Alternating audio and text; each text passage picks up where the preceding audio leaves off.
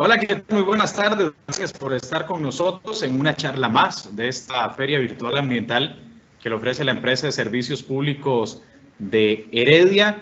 Hoy vamos a tener un tema interesantísimo con también una expositora ya con muchísima experiencia. Ya les vamos a contar de qué se trata. Antes de iniciar con la charla, yo les voy a recordar un par de pautas, un par de anuncios. El primero de ellos es que en los próximos días la empresa de servicios públicos de Heredia estará poniendo la totalidad de la charla en sus redes sociales, en el YouTube, en el canal de YouTube de la empresa, y un resumen de unos 3 minutos aproximadamente en su portal de Facebook para que ustedes lo tengan ahí en claro, por si quieren volver a vivir la charla, por si les quedó alguna duda y quieren repasarla, o por si quieren también recomendársela a otra persona. Vamos a estar teniendo rifas de productos amigables con el ambiente a final del presente mes entre todas las personas que interactúen con nosotros a través del chat y las consultas que tenemos en nuestras distintas charlas. Hoy me complace en presentar a Teresita Granados. Ella nos trae un tema también que está muy en boga en estos días, la economía circular. ¿Qué es la economía circular? Bueno, es una nueva forma de hacer su hogar más ecológico y sostenible. Y bueno, de inmediato le damos las buenas tardes, las gracias a Teresita por acompañarnos. Y pues de inmediato, todos muy atentos a interactuar, que los invité, ya ahí te presentaste en el chat y pues ya ahora a presentarte a través de la charla virtual. Buenas tardes, Teresita. Muy buenas tardes, muchas gracias Fabián, muy buenas tardes a todos los que nos escuchan de diferentes lugares del país. Muy complacida la verdad de que tengamos esta participación y para traerles un tema tan importante hoy en día como lo es la economía circular, que pareciera un tema un poco innovador y técnico, pero nos vamos a ir dando cuenta que está presente en todo lo que hacemos diariamente y que puede ser una forma que nos ayudará un montón para cambiar hábitos de consumo, para que nuestro hogar sea un lugar más ecológico, más sustentable, más sostenible. Entonces, ¿por qué traemos estos temas hoy en día, Fabián? Bueno, precisamente porque tenemos que aprovechar estos tiempos que son tiempos de cambio. Y antes de que se me olvide, antes de empezar, voy a invitar a todas las personas que están por ahí para que busquen papel y lápiz y tengan a mano cerquita algo donde escribir y tengan presente que vamos a estar utilizando la calculadora más adelante para que hagan unos ejercicios prácticos conmigo y así podamos ir aprendiendo en este ratito. Y bueno, como decíamos hace un momento, ¿por qué hablar de este tema hoy en día? ¿Verdad? Precisamente porque todas las cosas a nuestro alrededor están cambiando. De repente nos hemos tenido que acostumbrar a trabajar desde la casa, por ejemplo, a ir a comprar diferente, a entretenernos de forma distinta y bueno, a aprender de forma distinta. Y mientras nosotros hacemos todo eso, como que el mundo se está deteniendo y todo lo demás, pues allá afuera el planeta sigue girando. Y las cosas con las que antes luchábamos se mantienen y siguen ahí. Por ejemplo, el calentamiento global continúa siendo una amenaza para el planeta, el desperdicio de alimentos sigue siendo una de las preocupaciones de hoy en día, el abuso excesivo del plástico sigue ahí, la contaminación sigue ahí. Entonces, ¿cómo no convertir este momento en una oportunidad? Una oportunidad de poder llegar hasta las familias, hasta las casas y generarle herramientas para que puedan poner en práctica consejos en su diario vivir y consejos que les permitan tener un lugar más ecológico y desde luego más sostenible. Y bueno, lo que haremos durante este ratito es brindarles una breve guía para que puedan aplicarla en sus casas, aprender, reforzar conocimientos y desde luego ponerlos en práctica en su vida cotidiana. Y si al final de esta charla, ustedes que están ahí escuchándome, aprendieron algo que creen que sea útil y valioso, les pido con mucho, por favor, que lo puedan compartir con otras personas, porque esa es la forma de generar un cambio. Entremos de lleno. Les he preparado una pequeña agenda que consiste en hablar un poquito de residuos, porque no podemos hablar de economía circular sin hablar de residuos. Vamos a hablar un poquitito de la historia del plástico, de la tendencia intensiva del consumo, de la economía lineal, de la gestión integral de residuos y cómo hoy en día está presente en lo que hacemos y en la agenda mundial. Y vamos a entrar de lleno en la economía circular y lo que debemos saber para que nuestro hogar sea un lugar más ecológico y sostenible. Y al final les voy a brindar varios recursos de apoyo que les serán de utilidad para que los aplique durante los días siguientes en su casa, ¿verdad? Y así pueda ir generando cambios de conducta y cambios en los miembros de su familia. Y bueno, ¿por qué residuos? Entonces, decíamos que no podemos hablar de economía circular sin hablar de residuos, precisamente porque más de 10 mil millones de toneladas de residuos se generan todos los años. Acá les voy a poner algunos datos de referencia. Y esta cifra está en aumento todos los días, porque conforme aumenta la población, aumenta la generación de residuos.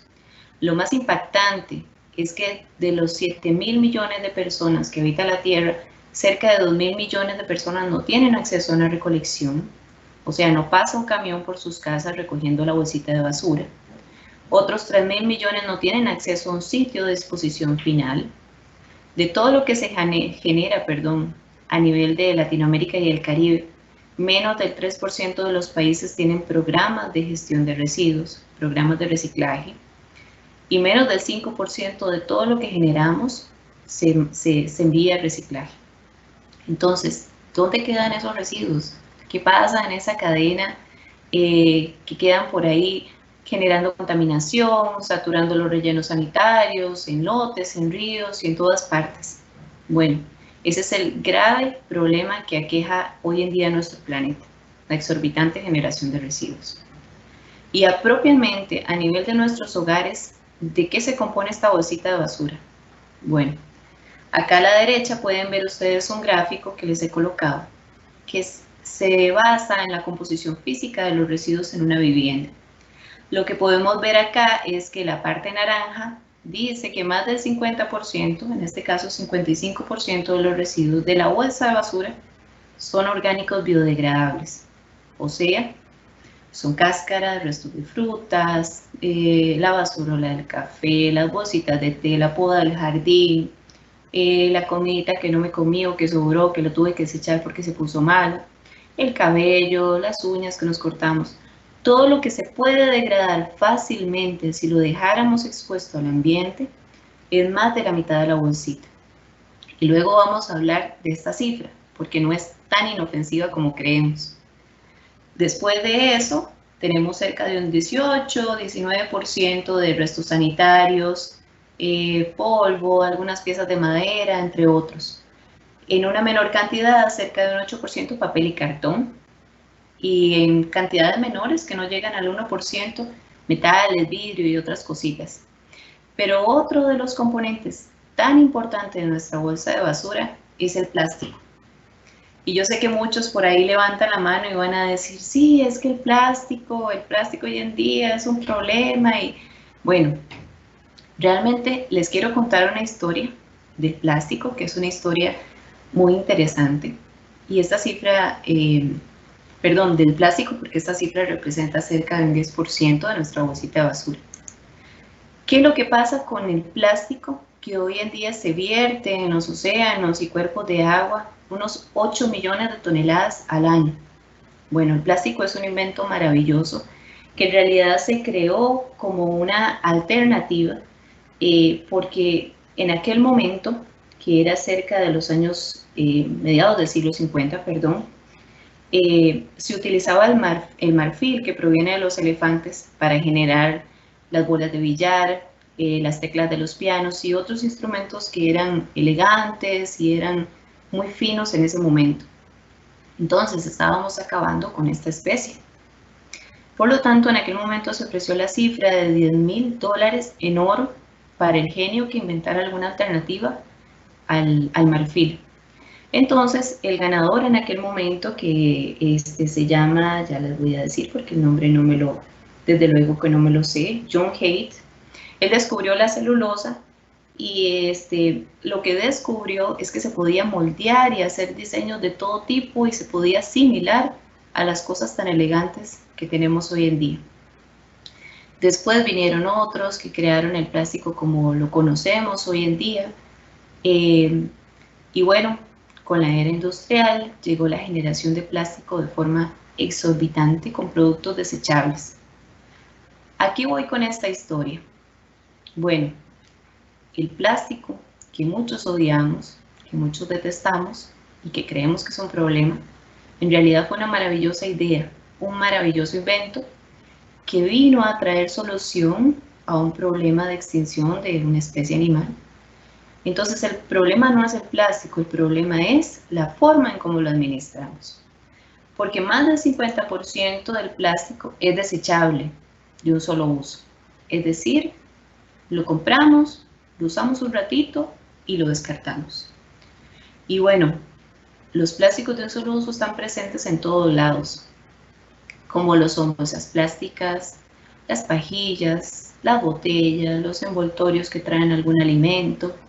Está presente en diferentes entornos de nuestra vida y ya lo vamos a ver ahorita. Y el problema de este recurso es que es tan liviano y se administra tan mal que finalmente llega a las fuentes de agua, llega al mar, se lo comen las especies marinas y bueno, muy posiblemente ya está presente en nuestra cadena alimenticia, porque en esa cadena los que consumimos especies marinas somos los seres humanos. Entonces acá les quiero lanzar un reto y esta es una idea que le tomé a Susan Freinkel, que es la creadora del libro Plástico, una historia de amor tóxica. Y les voy a lanzar un reto. A los que tienen por ahí papel y lápiz, quisiera que hagan una lista de las cosas de plástico que ven a su alrededor en este momento. Pueden interactuar en el chat e ir colocándolo, por ejemplo. Yo quisiera que pasen un día sin tocar nada de plástico, pero como esta charla no dura un día, entonces hagámoslo un ratito. ¿Qué cosas de plástico ven a su alrededor? Intenten no tocarlo. En este segundo o en este ratito, no podrían tocar el mouse de la computadora, el teléfono celular porque tiene componentes o el estuche que lo cubre, el cargador del teléfono, el apagador de la luz, los lentes que tenemos puestos, mucha de la ropa tiene fibras de plástico para que se haga textil, los zapatos, y que a nadie se le antoje ir al inodoro en este momento porque también está hecho o tiene componentes de plástico. Entonces, hoy en día vivimos una era donde es imposible vivir sin plástico. Si al final del día logran hacer el reto, pues me gustaría que me lo compartan. Pero realmente no es posible vivir sin este recurso hoy en día. Y bueno, ¿qué es lo que estamos viviendo en realidad no solo con el plástico, sino con todos los distintos tipos de recursos a nuestro alrededor? Bueno, estamos viviendo una intensificación en el consumo. Es decir, que todos los días extraemos recursos de la naturaleza para producir bienes y servicios y al final del día descartar desechos. Esto se llama economía lineal. Por lo tanto, no podemos hablar de economía circular sin mencionar la economía lineal. La economía lineal es un modelo, como ven acá por mi puntero, voy a acomodarme un poquito. Es un modelo que extrae diariamente recursos de la naturaleza para producir bienes y servicios y descartar. Extrae, produce, descarta, extrae, produce, descarta. Y en eso se basa. Pero es un modelo de consumo intensivo e insostenible, porque cada día un ser humano en América Latina y el Caribe requiere unos 30 kilogramos de biomasa, combustibles fósiles, materia prima, minerales para sobrevivir, para subsistir ese día. Y al final del día genera cerca de 1 kilogramo de residuos. De ahí que sea tan crítica la situación y tan intensivo ese consumo. Nuevamente, en ese proceso de extraer, producir y descartar, se dice que hoy en día estamos requiriendo 1.6 planetas Tierra para vivir. ¿Cómo llegamos a un equilibrio? porque solo tenemos un planeta Tierra, ¿verdad? Recordemos. Llegamos a un equilibrio porque lamentablemente en algunos lugares del mundo, en algunas regiones, hay personas que no tienen ni siquiera lo básico para subsistir. Mientras que en otros lugares del mundo hay personas que sobrepasan la capacidad del planeta. Entonces, lo podemos ver diariamente. Perdón, por ahí. Lo podemos ver diariamente. Si sacáramos todas las cosas, por ejemplo, que vamos a traer al supermercado y las ponemos en la mesa, podemos ver la cantidad de materiales de empaque, de materiales innecesarios que hoy en día nos vende el mercado para que llevemos a nuestra casa. Entonces, en realidad somos víctimas de un consumo intensivo generado por el mercado. Es una estrategia de mercado. Y bueno, ya este tema está en la agenda mundial, propiamente porque es un problema que todos los países tienen que abordar. Y aquí no me voy a detener mucho, pero algunos objetivos de desarrollo sostenible, por ejemplo, nos hacen un llamado a convertir en procesos más eficientes la producción y el consumo, en reducir los impactos ambientalmente negativos, especialmente los generados por los residuos. Además, a reducir el desperdicio de alimentos, que hoy en día implica 2/3 partes de todo lo que se produce. Esto es alrededor de unas 1.300 toneladas de alimentos se desperdician todos los años. Mientras en otras latitudes hay personas que están muriendo de hambre. Eso es lo más crítico. Como ya está presente en los objetivos de desarrollo y en las agendas mundiales, ¿cómo hacemos que esto vaya a nuestra casa? ¿Cómo lo hacemos una realidad para nosotros en nuestro diario vivir? Bueno, eso precisamente lo podemos lograr a través de la economía circular. Y aquí es donde entra este concepto tan bonito y tan interesante. ¿Recuerdan que hablamos hace un ratito de la economía lineal? Vamos a ver si alguien levanta la mano por ahí, a ver si está despierto. ¿Recuerdan que hablamos de la economía lineal hace un ratito?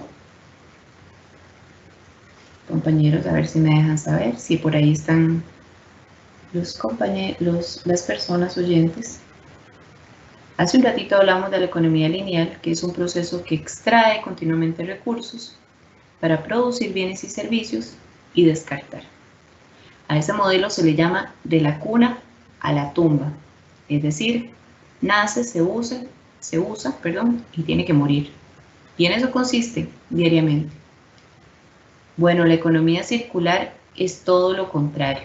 La economía circular no tiene recursos, no tiene residuos, lo que tiene son recursos.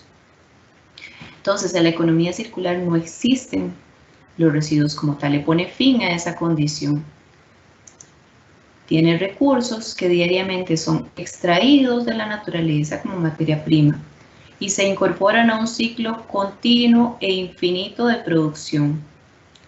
En la economía circular, los procesos de fabricación son sustentables, es decir, nos ahorramos agua, nos ahorramos electricidad, se hace una eficiencia mayor en la fabricación para que no hayan sobrantes. Luego llega hasta el consumidor y el consumidor hace procesos eficientes de consumo, ¿verdad? Donde no vemos residuos, sino todo lo que llega a nuestras manos es un recurso. Y una vez que lo utilizamos, lo reincorporamos al ciclo productivo como materia prima a través del reciclaje, reuso, reutilización, valorización. Entonces, esto es un ciclo sustentable de materiales, de producción y de consumo.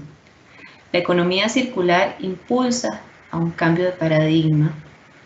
Es una fuerte lucha contra el cambio climático y quizás de las mejores que hay. Se enfoca en que los modelos de producción, de economía y de empleo sean sustentables. Y lo más importante, la economía circular impulsa a que nuestras conductas cambien diariamente, a que nuestros hábitos de consumo sean distintos en el hogar y que apliquemos acciones más sustentables dentro del hogar, valga la redundancia. Me disculpan un poquito si estas láminas se están pasando porque parece que ellas quieren avanzar más rápido de lo que yo quiero dejar el mensaje. Entonces, ¿cómo aplicamos la economía circular, este concepto tan bonito en nuestro diario vivir? ¿Cómo lo llevamos a la práctica? ¿Qué es lo que yo debo saber para que mi hogar se convierta en un lugar más ecológico y sostenible con la economía circular? Aquí los voy a invitar a que activen la calculadora y bueno, el que es bueno con los números, el papel y lápiz que tiene ahí a mano, y vamos a ir haciendo un ejercicio en conjunto. Las muchachas que están ahí moderando, que me ayuden a ir colocando una interacción y algunas respuestas, por favor. Y vamos a hacer este ejercicio en conjunto. ¿Qué debo saber para que mi hogar sea más ecológico y más sostenible? Primero, haga un autoexamen diagnóstico. ¿Cómo lo hacemos? Conozcamos primero cómo está mi generación per cápita, o sea, cuántos residuos genero yo todos los días. Para esto se hacen unos estudios de composición en todos los cantones que dicen que cada ciudadano del país puede generar entre 700 y 800 gramos al día. Voy a utilizar la cifra de mi cantón, que son 700 gramos, o sea, 0.7 kilogramos, como referencia. 0.7 kilogramos. Estamos por ahí, estoy dando unos minutitos para que las personas puedan tener su papel y lápiz. Listo. Entonces, mi generación per cápita al día es de 0.70 kilogramos de residuos.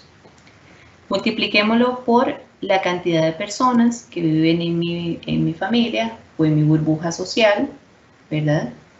En mi caso, mis dos hijos, mi esposo, y al lado, en la casa de al lado, vive mi mamá, entonces mi burbuja social somos 5. Voy a referirme a ese grupo familiar. Calculemos la generación total de la familia. 0.70 kilogramos por los miembros de mi familia, en mi caso 5, por los 365 días que tiene el año. Mi generación total de la familia es de 1.277 kilogramos al año. ¿Me siguen por ahí? Un momentito por acá. Vamos a ver algunos datitos por ahí.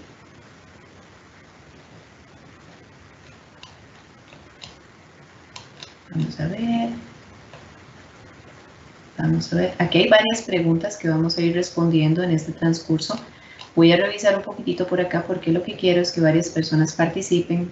Listo, Fabián. Su generación, la generación de su familia son 766 kilogramos al año. Continuemos. De mi bolsita de basura, el 55% son restos orgánicos. Y aquí vamos a tocar este tema. Creemos o tenemos el mito de que los restos orgánicos son inofensivos en la bolsita de basura. Pues resulta que no. Los restos orgánicos en condiciones anaeróbicas, o sea, sin oxígeno, generan metano. Y este es un gas que tiene un potencial de calentamiento global 23 veces más alto que si estuvieran generando dióxido de carbono en el jardín, en un huequito, en una compostera. Entonces, los restos orgánicos los calculo 1277.5 por 0.55. Los restos orgánicos son 702 kilogramos al año. Estos son los residuos que están produciendo metano dentro de mi bolsa de basura. Y otro dato interesante, el metano tiene una vida media atmosférica de hasta 12 años. ¿Qué significa esto?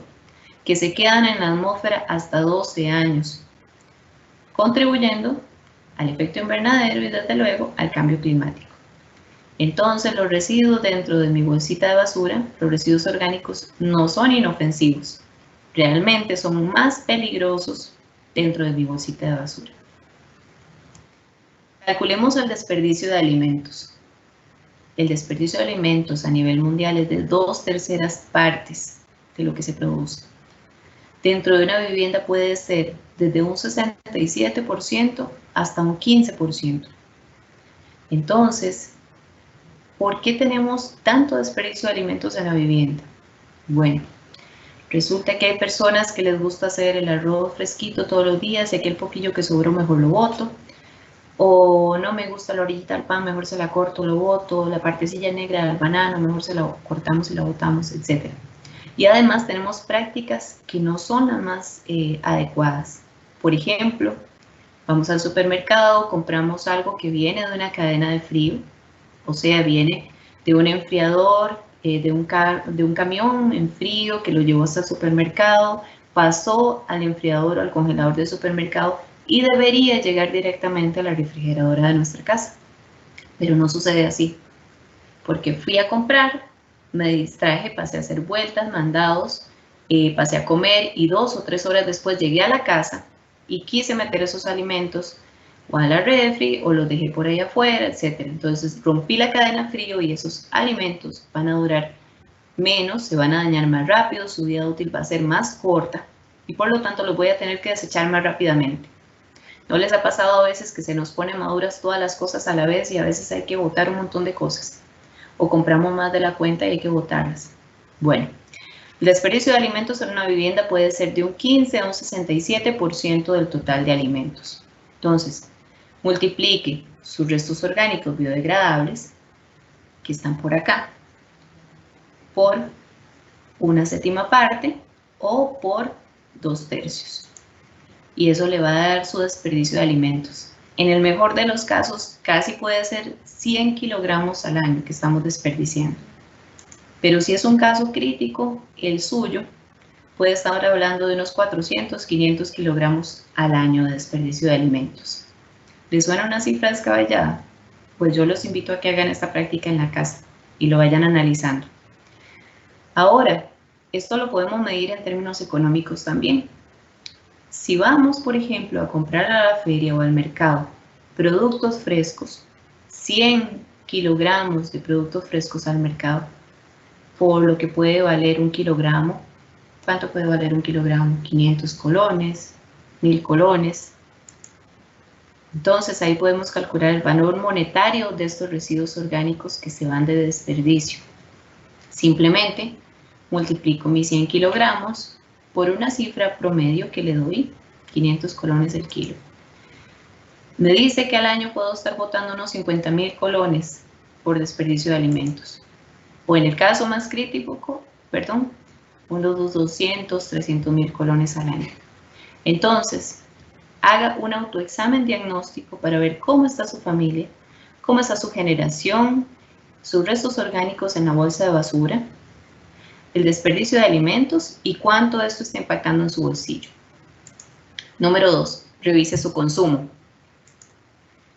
Una persona necesita para ducharse, usar el inodoro, lavarse las manos y demás, alrededor de unos 180 litros de agua al día, solamente para actividades básicas. Si además lavamos el carro, regamos el jardín y demás, estamos hablando de unas 200 litros de agua al día. Además, para la producción de alimentos, requerimos más agua. Pongamos el ejemplo del platillo básico de los costarricenses, arroz y frijoles. Bueno, para preparar arroz necesitamos más o menos 1 litro de agua. Y para el arrocito y los frijolitos diariamente, unos 7.6 litros de agua cada vez que los preparamos. Esto implica que una familia promedio puede estar gastando o utilizando, unos 30.000 litros de agua al mes. Este es el límite superior. Entonces, revise su consumo. Si su consumo de agua está por encima de esas cifras que les estoy dando, pues verdaderamente hay que hacer un autoexamen bien grande de diagnóstico en la casa para ver qué es lo que estamos desaprovechando, qué estamos desperdiciando y en qué hay que tomar medidas para generar cambios. Igual lo podemos hacer para el consumo eléctrico. El límite superior de una familia puede andar en 280 kilovatios al mes. Revise su factura de consumo eléctrico. ¿Está por encima de esta cifra? Lo invito entonces a que revise su consumo como el segundo paso para que su hogar sea más ecológico y más sustentable. Número 3, haga compras inteligentes. Traigamos la cifra de la generación total de la familia 1.277. Y vamos a calcular ahora en este ejercicio la cantidad de envases de plástico que generamos. Sencillamente, sabemos que mi bolsita tiene 9.43% de plásticos. Entonces calculamos la generación total, perdón, la calculamos no, la multiplicamos por 0.93 y ahí tengo que, bueno, que en mi casa generamos unos 120 kilogramos al año de plásticos. Y lo más importante, el plástico no pesa. ¿Cómo llegamos a esa cifra tan alta, verdad? Quiero saber más o menos cuántas unidades de plástico son esas. Los centros de acopio me dicen que 1 kilogramo de plástico puede tener unas 33 botellas. Entonces lo multiplico por 33. Más o menos unas 3.000, 4.000 unidades. No le pongo nombre porque no sé si son botellas, empaques, embalajes, bolsitas, etc. Unas 3.000 a 4.000 unidades al año. En mi burbuja social, recordemos que somos, en mi caso, 5. Ahora, de estas unidades, un 10% pueden ser botellas y galones. Entonces, el 10% de esta cifra, digamos que al año son unas 300, 400 botellas al año. Ahora les voy a dar el dato más interesante. Del valor de una botella de agua, el 60% que pagamos cuando vamos a comprar al supermercado es el valor de la botella vacía.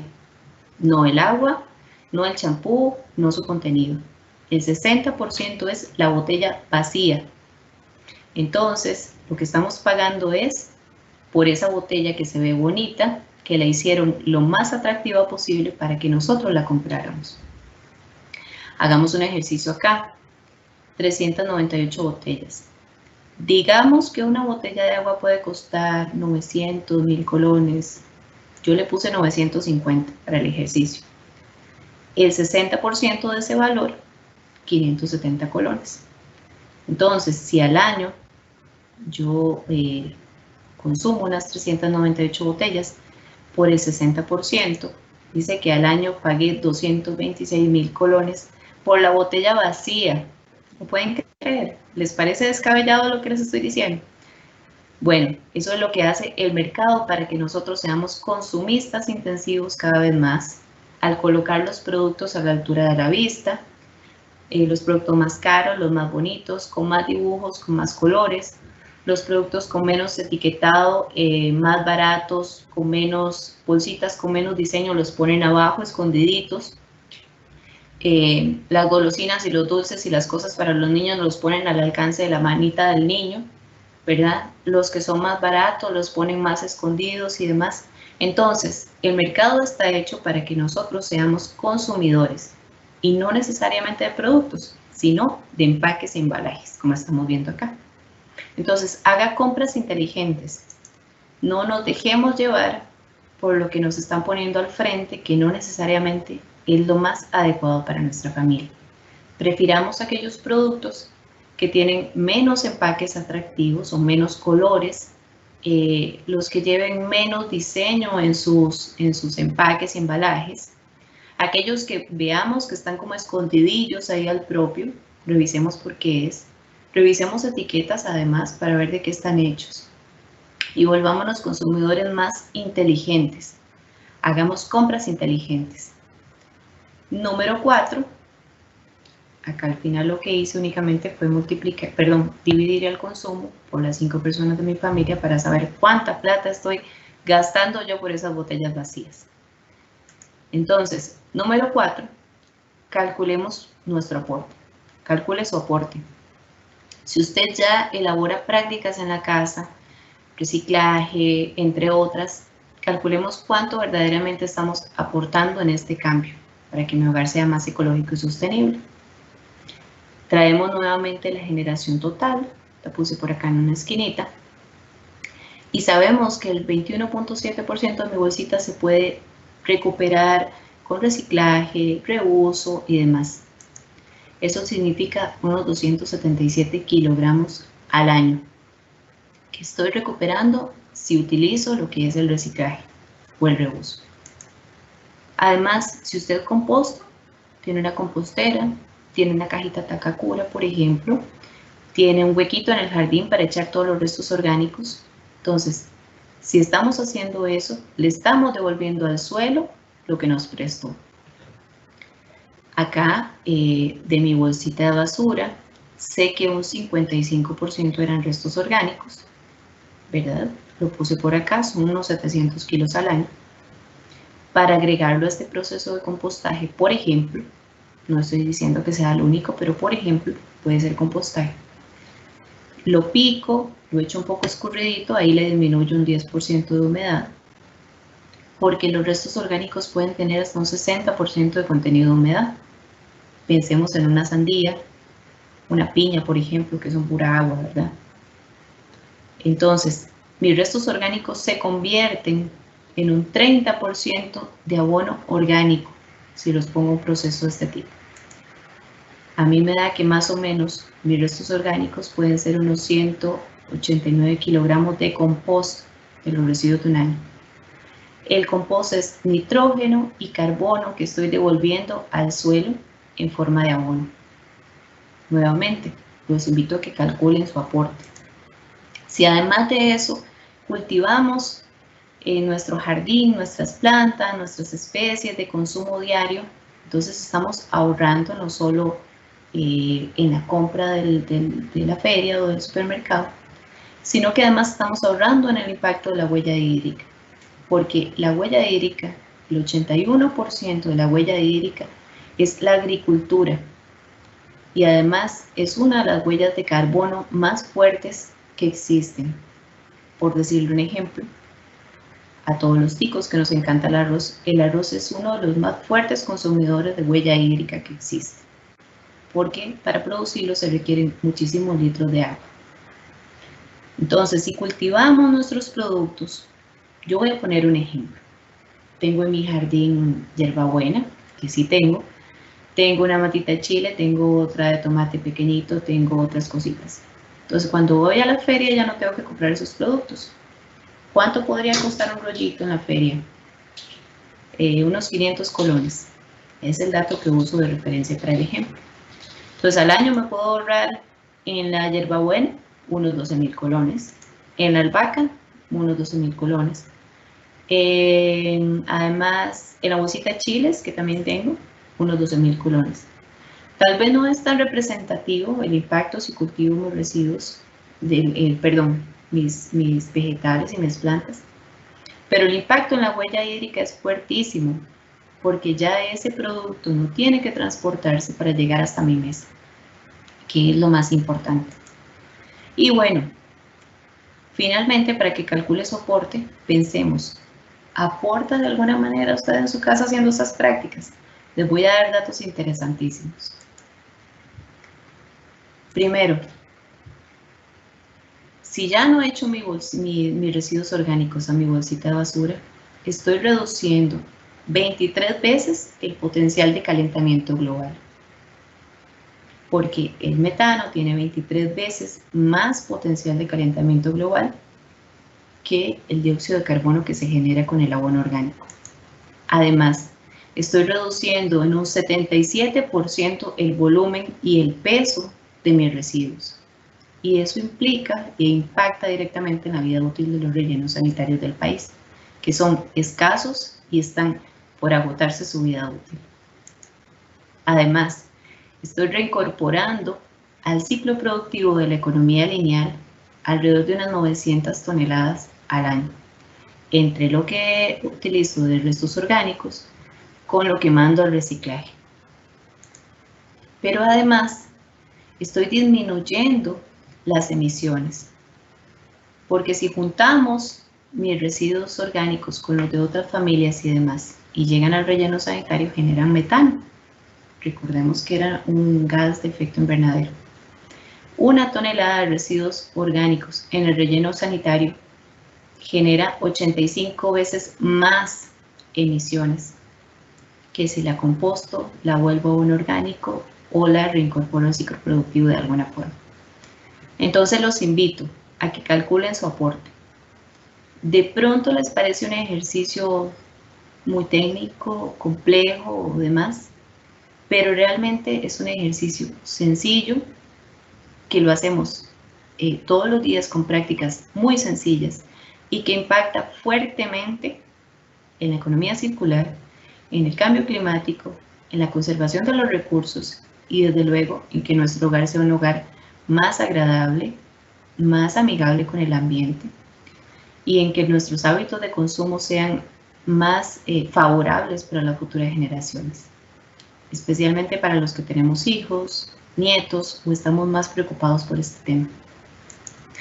Finalmente les quiero dejar unos recursos de apoyo, que son los siguientes. En este primer enlace tenemos disponibles 2 cursos en línea virtuales totalmente gratuitos que los pueden llevar en el horario que mejor les convenga. Empiezan ahora el 29 de junio y en estos cursos, uno enfocado para niñez de primer ciclo, otro para grandes, para quien quiera llevarlo, puede aprender diferentes técnicas para que sus productos se conserven se conserven frescos más tiempo, para que disminuyamos el desperdicio de alimentos, por ejemplo, entre otras alternativas que puede aprender.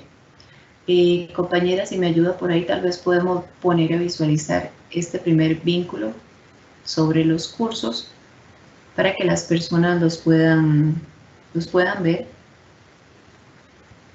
Voy a dar un minutito por acá.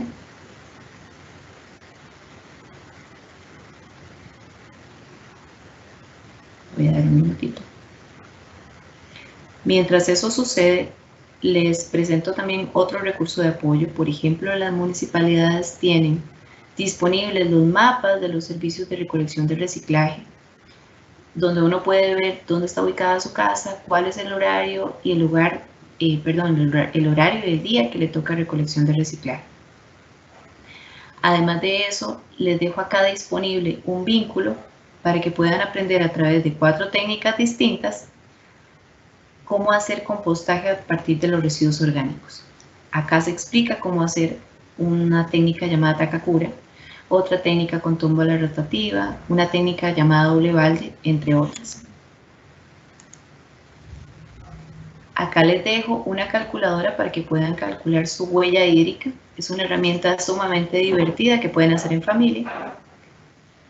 Además les comento del asistente de Google que permite hacer una lista de compra de forma muy inteligente.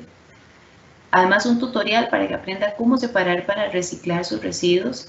Y bueno, si no lo sabían y si no tienen cuenta, les dejo acá la idea de que se sumen a eCoins, que es la plataforma que les brinda incentivos a partir de su reciclaje. Es una moneda virtual que ustedes pueden canjear cada vez que entregan su reciclaje. Y bueno, finalmente les dejo mis datos y me despido invitándolos a que apliquen estos 4 pasos para que su hogar sea un lugar más agradable, más sustentable, más ecológico. Muchas gracias. Teresita, muchísimas gracias para usted, y no sé si ahí está viendo el chat, porque hay bastante participación, hay preguntas, algunas que fueron en el inicio y que al final de cuentas usted misma las fue respondiendo durante la charla, como por ejemplo cómo se puede medir el desperdicio de los alimentos. Usted nos dio incluso un ejemplo. Se habla, preguntan también qué tanto porcentaje se logra reducir. Aquí hay una pregunta que hace Carmen, que dice: ¿qué se puede hacer para que los supermercados no den bolsas plásticas? Yo no sé, le voy a evidentemente a dejar a usted como especialista la respuesta, pero tengo entendido que ya algunos habían dado el gran paso de no brindarlas, y también está como en cada uno, ¿verdad, Teresita? En llevar cada uno su bolsita ecológica al supermercado. Así es, Fabián. Ya en Costa Rica se está implementando en muchas cadenas de supermercados que no lo dan. Hay muchos cantones que se han declarado libres de plástico porque ya se firmó una estrategia nacional para contribuir en este campo. Recordemos que la parte más importante de esto la tenemos nosotros como consumidores, porque en esta cadena del comercio y de la economía no solo estamos nosotros los interesados por el plástico, perdón, para que no se den bolsitas, también están las grandes cadenas que dependen de la generación de bolsas o de otros utensilios de plástico. Están los empleados de esas empresas, entonces es una línea muy delgada que hay que llevar a un equilibrio. ¿Qué es la forma más fácil de hacerlo? Llevo mi bolsita, eso es lo más recomendable. Y ojalá bolsas de tela, de tela o de manta cruda o de algo que sea de algodón, porque hoy en día nos venden un montón de bolsas reutilizables que siguen siendo de plástico. Sí. Entonces, ahí es donde tenemos que ser también consumidores más inteligentes. Sí, aquí la gente dice, el plástico está en todas partes. Qué complicado, ¿verdad? Ahora que usted estaba haciendo el ejercicio de que intentemos no tocar el plástico, prácticamente alrededor de nosotros, incluso hasta algunos componentes de la misma computadora con la que estamos, algún grado tiene plástico, ¿verdad? Así es. Hoy en día está presente en nuestra vida, en todos los ámbitos, y esta idea de lanzarles el reto la obtuve de Susan Frenkel, que es autora de un libro muy interesante, El plástico, una historia de amor tóxica. Y ella empezó a investigar a lo largo del planeta de dónde había surgido esto y se propuso el reto, pero quedó tan indignada porque al final del día no podía ir ni siquiera al sanitario sin tener que tocar el plástico. Claro.